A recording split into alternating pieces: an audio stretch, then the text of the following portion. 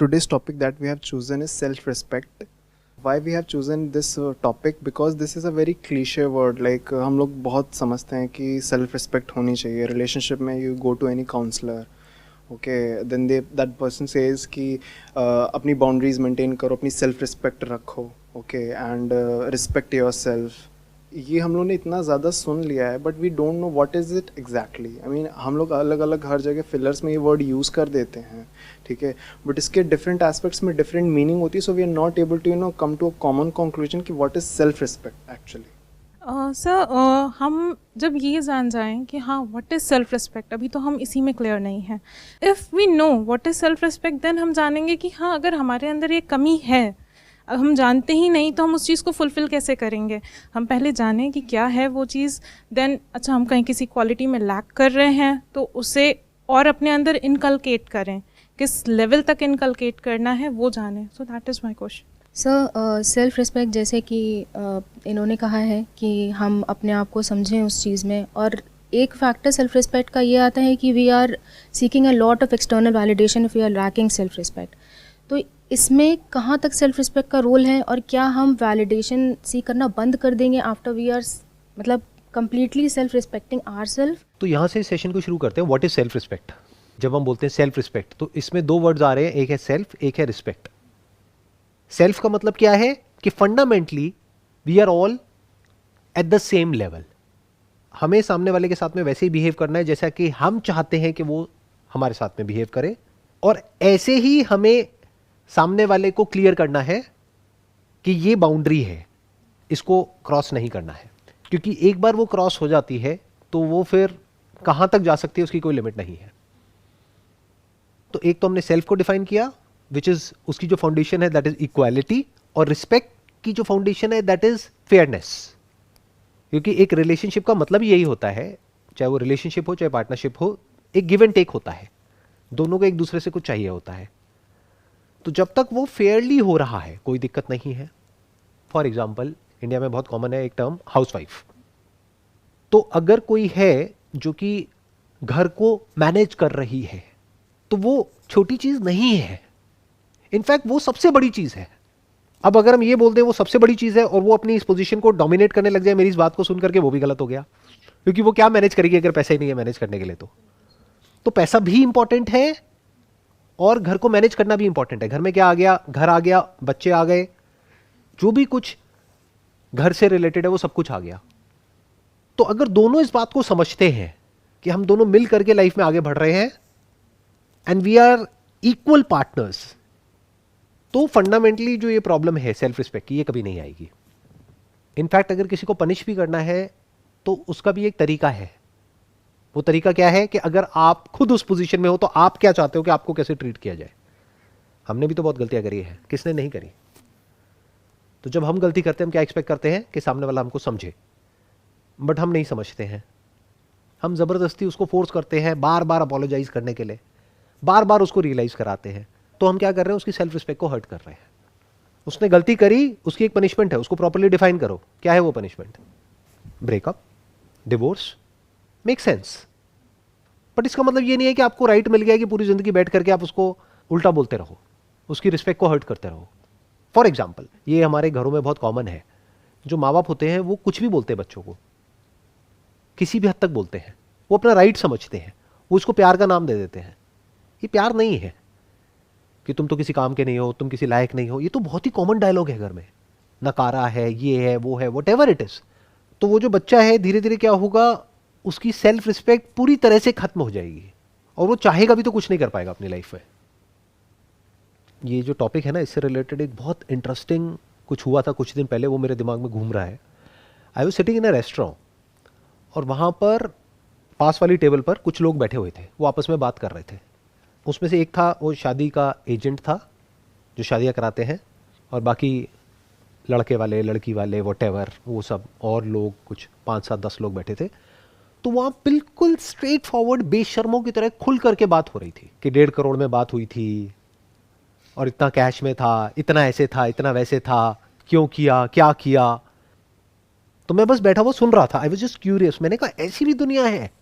मतलब वो एक सौदा कर रहे हैं, जैसे होते नहीं है कि एजेंट होते हैं प्रॉपर्टी का सौदा करते हैं, बट सौदा किसका करा रहे हो? प्रॉपर्टी का करा रहे हो समझ आता है, लड़के का सौदा।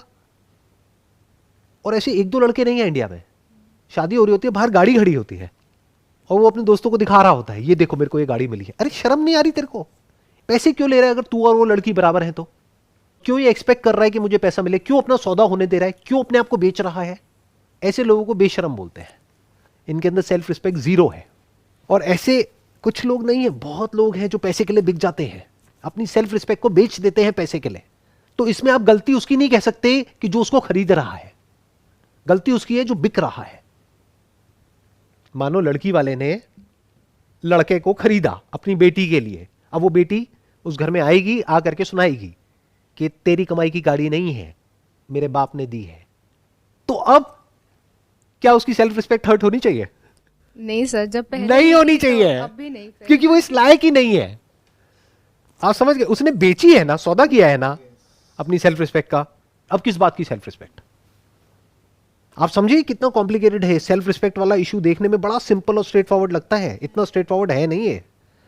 अगर एक लड़के में सेल्फ रिस्पेक्ट है तो उसको पहले ही बोल देना है अपने घर वालों को कि मैं बिकाऊ नहीं हूं, मैं कोई ऑब्जेक्ट नहीं हूं जिसको ले जाकर के मार्केट में बेच दोगे। अगर उसमें यह करने का दम नहीं है तो वो क्या कर रहा है? अपनी सेल्फ रिस्पेक्ट को बेच रहा है हमेशा के लिए। अब अगर उसकी शादी में कोई आता है मेरे जैसा आदमी और आकर के उसके मुंह पे बोलता है हाँ भाई कितने का बिका तू? 1.5 करोड़ में। अरे लगता तो नहीं है, तू तो 1.5 रुपए का भी नहीं लगता मेरे को, तेरे को 1.5 करोड़ किसने दे दिया? जैसे बोलते ना गाड़ी के लिए कि सेकेंड हैंड गाड़ी है, ये तो 1.5 लाख से ऊपर की नहीं है, बुरा हाल है। तो उसको बुरा नहीं मानना है वहां पर, और मुझे वहां जाने की भी जरूरत नहीं है, मैं बोल रहा हूं। इसका छोटा सा एक क्लिप बनेगा और उसके जो दोस्त हैं वो उसको फॉरवर्ड करेंगे उसकी शादी से एक दिन पहले, मजा आएगा। तो उसकी सेल्फ रिस्पेक्ट हर्ट नहीं होनी चाहिए क्योंकि उसकी सेल्फ रिस्पेक्ट है ही कहां। सर ये कैन वी से कि self respect is all about standards that you set about yourself? Self respect is all about equality, it's all about fairness. You must be fair with the other person, whether it's a relationship of an employer-employee, whether it's a relationship of two people living together or who got married. तो वहां पे equality होनी बहुत जरूरी है। आपको यह समझना है कि जो सामने वाला पर्सन है वो और मैं एक्चुअल में इक्वल है, बाहर से दिखाने के लिए नहीं। मान लो आप वर्किंग हो, आपकी जो वाइफ है वो हाउस वाइफ है, तो आप दोनों इक्वल हो। ये नहीं है कि वो हाउसवाइफ है तो आप कुछ भी उसको बोलने लग जाओगे या उसको जाकर के इंसल्ट करोगे या कुछ उल्टा सीधा बोलोगे। इसका मतलब क्या है? आपके खुद के फंडे क्लियर नहीं है। तो इसकी शुरुआत कहां से होती है सेल्फ रिस्पेक्ट की? कि आपके खुद के फंडे क्लियर होने चाहिए, दैट इज वन। बट आपके फंडे क्लियर है और सामने वाले के नहीं है, अब क्या करोगे? Take a stand. हम अभी बात कर रहे थे जैसे इंडिया में पेरेंटिंग की, कि हम जनरली हमारे यहाँ पेरेंट्स होते हैं, एल्डर्स होते हैं। समटाइम्स व्हाट हैपन्स, जब हम मिस्टेक करते हैं and we are pointed it out whether by our elders, चाहे रिलेशनशिप्स में हो, तो हम वहाँ एकदम से हम शट हो जाते हैं। हम या तो चुप हो जाते हैं एकदम, या गुस्सा हो जाते हैं, तो चुप हो जाते हैं तो अंदर से गुस्सा हो जाते हैं। हाँ, चुप होके शांत हो जाते हैं। हम अपने आप को अंदर ही अंदर डिमीन करने लगते हैं। Okay, we have made this mistake, now we have to listen to it, it's done. हाँ, तो उनसे आप बड़े पोलाइटली आराम से बात कर सकते हो कि मैंने माना मेरे से गलती हो गई, बट गलती तो आपसे भी हुई होगी कभी ना कभी लाइफ में। क्योंकि अगर आप कहते हो कि मैं एक गलती हूं, तो मैं किस गलती की वजह से इस दुनिया में आया? जो गलती आपने करी। आप आराम से बैठ करके उनसे बात कर सकते हो कि आई एक्सेप्ट कि मेरे से गलती हो गई है, बट बार बार जो आप मुझे बोलते हो मुझे अच्छा नहीं लगता है, तो प्लीज़ आप आगे से मत बोलना, क्योंकि आप कुछ मेरे को बोलोगे फिर ऐसा ना हो मैं भी कुछ ऐसा बोल दूं कि फिर आपकी भी जो सेल्फ रिस्पेक्ट है वो हर्ट हो जाए। तो इसको बोलते हैं स्टैंड लेना। ये मत समझो कि ये दुनिया आपकी रिस्पेक्ट करेगी अगर आप खुद अपनी रिस्पेक्ट नहीं करोगे तो। और इस गलत फहमी में भी मत रहना कि अगर आप सामने वालों की रिस्पेक्ट नहीं करोगे तो वो आपकी रिस्पेक्ट करेंगे। तो आप उनकी रिस्पेक्ट कर रहे हो इसलिए नहीं कि उसमें उनका फायदा है, आप उनकी रिस्पेक्ट कर रहे हो क्योंकि उसमें आपका फायदा है। That is number one. वो आपको खुद को समझना है। ये इसकी एक क्लियर हो गई, क्योंकि आप किसी की रिस्पेक्ट करोगे तो ही वो आपकी रिस्पेक्ट करेगा। आप किसी से तमीज से बात करोगे तो ही वो आपसे तमीज से बात करेगा। फिर वो चाहे आपके यहाँ पे पियोन है, चाहे सर्वेंट है, चाहे कोई भी है, आप उससे तमीज से बात करोगे तो देयर इज अ पॉसिबिलिटी कि आपसे भी वो तमीज से बात करेगा। बट मान लेते हैं आप तमीज से बात कर रहे हो सामने वाले से और वो बदतमीजी कर रहा है, अब क्या करोगे? You have to take a stand, simple. You have to fight for what is right. What is right? Equality. Equality is your right, you are living in a democratic country. अब आप कहोगे नहीं, लड़ना मुझे अच्छा नहीं लगता है। अरे भैया, लड़ाई इज पार्ट ऑफ लाइफ। लड़ने से इतना डरते क्यों हो? बजाय अपने अंदर एक लड़ाई हो, एंगर अंदर ही अंदर चलता रहे, इससे अच्छा है उसका सोल्यूशन निकालो। समटाइम्स पेरेंट्स का भी रिएक्शन काफ़ी एक्सट्रीम हो जाता है। लाइक क्या होता है कि जैसे पेरेंटिंग हम लोग की होती है बचपन से, ठीक है, सो पेरेंट्स को भी अवेयर नहीं होता एज ए ह्यूमन बीइंग, वो हम लोग को बहुत रिप्रीमेंट करते हैं। तो जब बच्चा बड़ा हो रहा होता है तो सेल्फ एस्टीम उसके पेरेंट्स के थ्रू ही डेवलप होती है, because they are the first care givers. तो अगर वो हर बार उनको डिमीन ही किया गया है बच्चे को, तो अनकॉन्शियसली बच्चा जो है एक्सटर्नल वर्ल्ड में वैलिडेशन ढूंढने लगता है। तो सर उस केस में हम लोग क्या कर सकते हैं? Because this becomes so damn toxic. अपने आप को एजुकेट करो, और एजुकेशन सिर्फ वो नहीं है जो स्कूल कॉलेज में मिलती है। बुक्स पढ़ो, थोड़ा सा समझो कि लाइफ क्या होती है। एक सोशल स्ट्रक्चर में जहाँ पर हम रह रहे हैं वहाँ पर इक्वालिटी नाम की एक चीज़ होती है, फेयरनेस होती है, डेमोक्रेसी क्या होती है, राइट्स क्या होते हैं। इतना बेसिक हमको अंडरस्टैंडिंग होनी चाहिए जो स्कूल कॉलेज में नहीं सिखाया जाता है। तो जब आपको ये अंडरस्टैंडिंग आ जाएगी तो आपको ये भी समझ आ जाएगा कि I deserve to be treated fairly, ये मेरा राइट है। नहीं तो क्या होगा, इसका एक एक्सट्रीम रिएक्शन भी होता है जो बहुत कॉमन है यहाँ पर इंडिया में, जहाँ पर कास्ट सिस्टम भी चलता है। अभी जो अर्बन सिटीज़ है वहाँ पर तो इतना नहीं है, बट जो रूरल एरियाज़ है वहाँ पर अभी भी है। तो वहाँ पर उन लोगों को इतना सप्रेस कर दिया जाता है कि उन लोगों के माइंड में बैठ जाता है कि हम इन्फीरियर हैं। ये प्रॉब्लम है। तो उनको ये समझना होगा कि उनमें और उनमें जो so called superior, so called inferior, कोई फर्क नहीं है। जब ये बात अच्छे से गहराई से उन लोगों को समझ आ जाएगी तो एक बात तो पक्की है कि वो खुद को अच्छे से ट्रीट करने लग जाएंगे, जहां से शुरुआत हो जाएगी कुछ बदलाव की। क्योंकि अगर उन्होंने खुद ने भी एक्सेप्ट कर लिया है कि I don't deserve to be respected, क्योंकि मेरे पेरेंट्स तक ने मेरे को रिस्पेक्ट नहीं किया, तो आगे और कोई क्या रिस्पेक्ट करेगा। जैसे शादी हो जाती है और मानो लड़ाई झगड़ा हो गया, नॉर्मल है, हर घर में होता है। बट यहाँ पर क्या प्रॉब्लम होती है, लड़की घर पे फ़ोन करती है तो घर वाले कहते हैं कि अब थोड़ा बहुत तो एडजस्ट करना ही पड़ेगा। अब वो थोड़ा बहुत एडजस्टमेंट कहाँ तक जाएगा और कब तक चलेगा? ये सलाह ही गलत है। दे शुड से कि लड़ना नहीं है, लेकिन पोलाइटली सामने वाले को समझा दो कि मेरी आदत नहीं है इस तरह से ये सब चीज़ें टॉलरेट करने की। पावर डायनामिक्स होती है एक रिलेशनशिप में, ये चीज़ें हम कभी एक्सेप्ट नहीं करते। हम क्या बीच में कॉन्सेप्ट घुसा देते हैं इमोशनल होकर के, प्यार है, मोहब्बत है, ये है, वो है, पता नहीं क्या क्या कहानियां बनाने लग जाते हैं। एक रिलेशनशिप में जो फाउंडेशन है वो प्यार नहीं होता है, रिस्पेक्ट होता है, इक्वालिटी होती है, फेयरनेस होता है, एप्रिसिएशन होता है एक दूसरे के लिए। तब जाकर के वो रिलेशनशिप एक्चुअल में प्रॉस्पर करती है। तो आपको अपनी सेल्फ रिस्पेक्ट को खुद बचा करके रखना है। तो सर हम हेल्दी वैलिडेशंस जो हैं अपने क्लोज वंस से सीख कर सकते हैं, उसमें कुछ प्रॉब्लम नहीं है। या अगर हम बिल्कुल वैलिडेशन, कोई इंसान है वो बिल्कुल ही वैलिडेशन सीख नहीं करता, दैट पर्सन नोज़ कि ये जो है ये मेरे लिए सही है, मुझे किसी से पूछने की ज़रूरत नहीं है, ना मुझे किसी का स्टैम्प चाहिए इस पर कि नहीं यू आर डूइंग राइट। वो चाहे मेरी खुद के पेरेंट्स हों या मेरी वाइफ हो या गर्लफ्रेंड हो, कोई भी हो। तो इसमें मतलब is this healthy way of doing things? 100%। ना आपको वैलिडेशन सीख करनी है, ना किसी को वैलिडेशन देनी है। एप्रिसिएशन दे सकते हो but you must not validate. आप होते कौन हो वैलिडेट करने वाले? और किसी से वैलिडेशन सीख क्यों कर रहे हो? The moment you seek validation from someone, आप अपनी लाइफ का कंट्रोल उनको दे रहे हो। For example, if I seek validation in what I am doing, तो आपको क्या लगता है कोई वैलिडेट करेगा मेरे को ये करने के लिए जो मैं अभी कर रहा हूं? आज क्या डे है?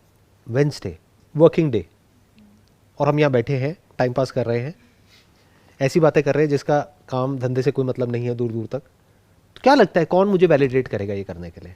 अगर मैं उनसे पूछूं कि मेरे को ये करना चाहिए या नहीं करना चाहिए, वो तो यही कहेंगे कि नहीं करना चाहिए। तो मैं क्यों पूछूं? और मैं उनको क्यों बताऊं कि उनको क्या करना चाहिए क्या नहीं करना चाहिए? उनको जो करना है वो करें, मुझे जो करना है मैं करूंगा। हाँ, अगर मेरे ये करने की वजह से उनकी लाइफ पे कोई गलत असर आ रहा है तो मुझे इस काम को इस तरीके से करना है कि उनकी लाइफ पे कोई नेगेटिव इंपैक्ट ना आए। जब तक उनकी लाइफ में कोई प्रॉब्लम नहीं आ रही है मेरे ये करने से, तो मैं उनको क्यों राइट दूं ये बोलने का कि मैं ये करूं या ना करूं? एक और आपको बहुत बड़ा सीक्रेट बताता हूं। कभी भी किसी से राय लेते हो ना, उससे ये मत पूछो कि मेरे को ये करना चाहिए नहीं करना चाहिए, फंस जाओगे। उसने बोला करना चाहिए और आप नहीं करोगे तो रिलेशन खराब होगा, वो कहेगा नहीं करना चाहिए फिर आप करोगे तो रिलेशन खराब होगा। आप ये बोलो कि I am just discussing it with you about the possibilities, कि करने के क्या प्लस माइनस है और ना करने के क्या प्लस माइनस है। मैं एज अ फ्रेंड या एज अ वेल विशर या एज योर चाइल्ड, अगर आप अपने पेरेंट्स से डिस्कस कर रहे हो, बट डिस्कस कर रहे हो आपसे कि ये करने की क्या प्लस माइनस है और ये ना करने की क्या प्लस माइनस है, आपके एक्सपीरियंस के बेस पे मैं समझने की कोशिश कर रही हूं। डोंट टेल मी कि करना है नहीं करना है। The moment you ask somebody कि करना सही है या नहीं है, बुरी तरह से फंसोगे जा करके। तो जैसे अभी वैलिडेशन की बात हो रही थी, sometimes it comes out of emotional dependency. जैसे आपने कहा कि गिव एंड टेक रिलेशनशिप होता है, हम हमेशा कुछ उससे सीख करते हैं, वो हमसे सीख करता है। क्या इमोशनल डिपेंडेंसी नहीं होनी चाहिए हमारे अंदर? क्या हमें कॉन्शियसली उस चीज़ को लो रखना चाहिए कि अच्छा अगर हमें दिखता है किसी रिलेशनशिप में कि हाँ इमोशनल डिपेंडेंसी हो रही है, एक सॉर्ट ऑफ हल्का सा फियर भी आता है? हल्का सा नहीं आता है, बहुत आता है। और इमोशनल डिपेंडेंसी होती है अगर आप एक इंसान है तो, जहाँ पर एक रिलेशनशिप है वहाँ पर अटैचमेंट भी है, इमोशंस भी है, फीलिंग्स भी है। जब अलग होगे तो दोनों को गुस्सा भी आएगा, दोनों रिएक्ट भी करेंगे। अगर नहीं कर रहे हैं तो दैट मीन्स कि उसके लिए वो इंपॉर्टेंट ही नहीं है। तो जितना आप सामने वाले के क्लोज होते चले जाओगे, उतना ही जब प्रॉब्लम होगी तो उतना ही दर्द भी ज्यादा होगा। जैसे ये दो हाथ है, इसको अगर हमने किसी एडहेसिव से चिपकाया जो आराम से अलग हो सकता है तो कोई दर्द नहीं है। चिपकाया ही नहीं एडहेसिव से तो पास आए दूर गए। अब ऐसे एडहेसिव से चिपका दिया है जिसको अलग करना इज नेक्स्ट टू इम्पॉसिबल, तो दोनों एक दूसरे से चिपक गए हैं। The moment there is a friction तो बहुत दर्द होगा। तो relationships by its very nature are painful. अगर आप रिलेशनशिप में जा रहे हो तो ये समझ करके ही जाना। मतलब अगर ये सोच करके एक रिलेशनशिप में जा रहे हो कि सब कुछ बहुत अच्छा होगा, घर में भी सब बढ़िया होंगे, इन लॉज भी बढ़िया होंगे, ये भी बढ़िया होगा, वो भी बढ़िया होगा, कभी हमारी लड़ाई झगड़ा ही नहीं होगा, कभी कोई बहस ही नहीं होगी, तो ऐसा नहीं होता। सब कुछ होगा। तो उसके लिए तैयार होकर के जाओ एक रिलेशनशिप में। Because the moment you stop someone from doing something that they want to do that is in line with their basic nature, तो क्लैश हो जाएगा। वो आपको कुछ करने से रोकेगा तो लड़ाई, आपने उसको कुछ करने से रोका तो लड़ाई, तो लड़ाई तो होगी। तो ये सीखो ना लड़ते कैसे हैं। ये क्यों सीखते हो कि प्यार कैसे करते हैं। मैं आपको बड़ा मजेदार एक बात बता रहा हूं, अगर आप समझ पा रहे हो तो। हम सब मूवीज देख देख करके ये तो सीख गए कि प्यार कैसे करते हैं, जो एक्चुअल में प्यार नहीं है, बेवकूफी है। बेवकूफों की तरह कुछ दिखाया जा रहा है कि एक इंसान है जो अच्छा है, एक है जो बुरा है, वो हीरो है वो विलन है। ऐसा नहीं होता है। रियल लाइफ में पता है क्या होता है, एक ही इंसान के अंदर हीरो भी होता है, विलन भी होता है। और जब वो आपको दिखता है तो अब आप कंफ्यूज हो जाते हो, अब आप कहते हो ये क्या हो रहा है। बट अगर खुद के अंदर आपने झांक करके देख लिया है कि मेरे अंदर क्या क्या है, और लड़ना सीख लिया है, लड़ना भी बोल सकते हो, नेगोशिएशन भी बोल सकते हो, the art of negotiation in a relationship. फिर वो पर्सनल रिलेशनशिप हो सकती है, मैरिज हो सकती है, कुछ भी है, तो वो आपको नेगोशिएट करना आना चाहिए। लड़ना जब मैं वर्ड यूज कर रहा हूं तो मैं नेगोशिएशन की बात कर रहा हूं। नेगोशिएशन में लड़ाई होती है, कई कई महीनों तक नेगोशिएशन चलती है, फिर जाकर के दोनों पार्टीज एक दूसरे के पॉइंट पे एग्री करती है, कहीं बीच में सेटलमेंट होता है। नेगोशिएशन को अगर हम एज अ स्किल देखें, ठीक है, जो कि हमारी डे टू डेली लाइफ में, चाहे बिजनेस हो चाहे एम्प्लॉय रिलेशनशिप हो, तो कहीं ना कहीं जो साम दाम दंड भेद चाणक्य नीति में बोला गया है वो हम लोग यूज़ भी कर सकते हैं। लेकिन सर कई बार वहाँ पे माइंड में डाउट आ जाता है कि एथिक्स के साथ कॉम्प्रोमाइज़ ना हो जाए। ये जो साम दाम दंड भेद है ना, ये कोई गलत चीज़ नहीं है।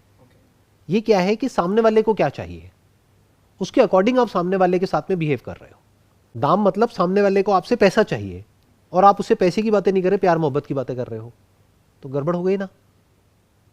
वो रिलेशनशिप चलेगी क्या? आप मेरी कंपनी में आ जाते हो जॉब के लिए, आप ज्वाइन कर लेते हो। अब मैं आपको पैसे तो नहीं दे रहा, आप आए हो पैसे के लिए कि पैकेज की हमने बात करी कि भाई साल का 10 लाख रुपए आपको मिलेगा। अब मैं वो आपको नहीं दे रहा, लेकिन बातें बड़ी प्यारी प्यारी कर रहा हूँ और आपको अपने कैबिन में साथ में बिठा रहा हूँ, साथ में हम खाना खा रहे हैं, सब कुछ कर रहे हैं। बट जब महीना एंड होता है तो आपके हाथ में काट पीट करके 2 लाख रुपए पकड़ा देता हूँ, तो गड़बड़ हो गई ना। और ये भी हो सकता है कि कोई इंसान है उसके लिए पैसा इतना मैटर नहीं करता है एक लेवल के बाद में जा करके।